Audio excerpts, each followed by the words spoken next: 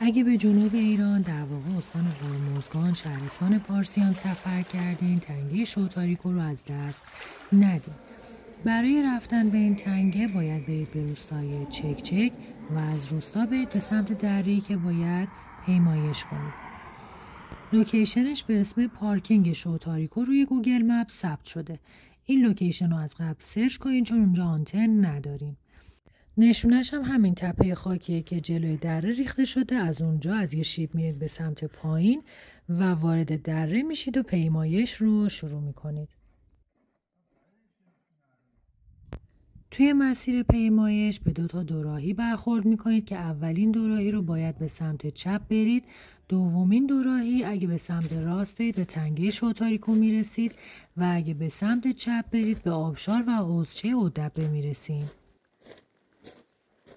از دوراهی دوم مسیر کمی سخت و چالشی میشه و بعضی جاها باید دست به سنگ بشید که یه ویدیوی 10 دقیقه‌ای از مسیر گرفتم و توی کانال گذاشتم و میتونید برید ببینید.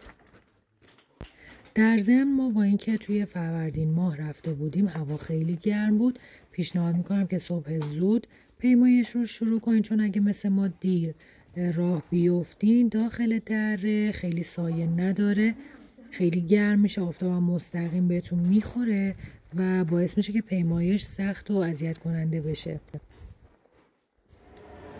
اما به خود تنگه که میرسین هوا خیلی خنک میشه و اصلا سرد میشه. حتی مدت زمان پیمایشتون بستگی داره به سرعتتون. ما حدوداً 3 ساعت رسیدیم به تنگه. حالا اگه سرعتتون بیشتر باشه خب قطعا این زمان کمتر میشه.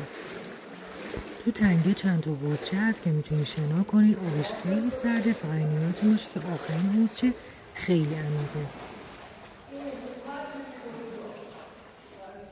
موقع برگشت از شوتاریکو اگه دوست داشتین کمپ کنید، همونجا روبروی دره‌ای که پیمایش کردین یه پارک جنگلی وجود داره به اسم پارک جنگلی چکچک که آلاچیق داره، سرویس بهداشتی و نمازخونه و بوفه داره.